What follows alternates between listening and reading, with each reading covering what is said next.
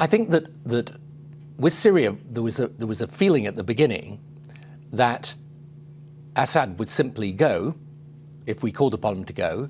But then what happened was that Iran activated Hezbollah on the ground to support Assad, and then Russia, of course, has come in very strongly on Assad's side. And as it has gone on, so the opposition have fractured, the extremist groups have had a vacuum that they can fill, and basing themselves in Raqqa in Syria, then they created this territory in Syria and Iraq that they hold.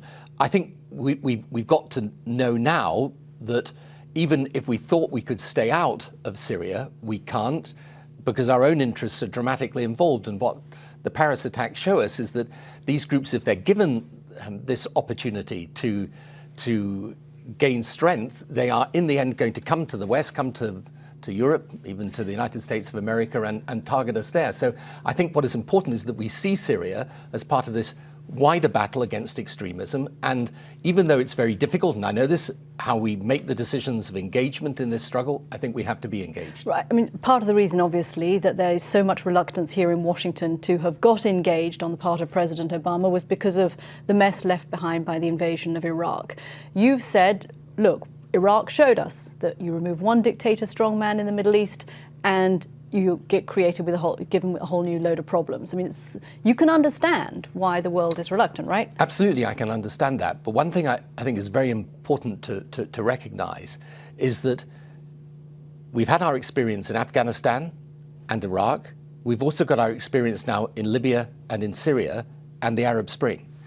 And what that shows is that even if we may say, and you often hear this in the West, look, maybe it's just better if we deal with the dictator.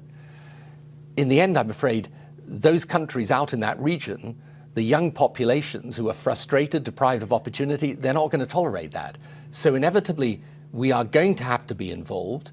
And the question is, how do we get involved most sensibly? And the one benefit we have today, and the difference, frankly, from the time I was in office, is that you have allies today in the Arab and Muslim world. Right, but they're not doing very much. They're doing less in terms of airstrikes now than they were at the beginning of this. Well, they actually are doing quite a lot on the ground as well, by the way. I mean, some of the Gulf countries are significantly involved in that. They're very important.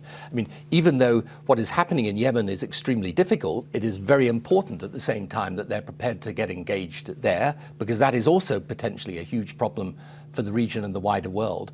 But the point that I'm making is that whereas post 9/11, a lot of countries in the region tend to think, well, this is your problem, you're dealing with it. Today, all of those countries have got their own issues of extremism, their own problems that they're fighting, and they see the opportunity now for an alliance, and we have the opportunity for an alliance that wasn't there before.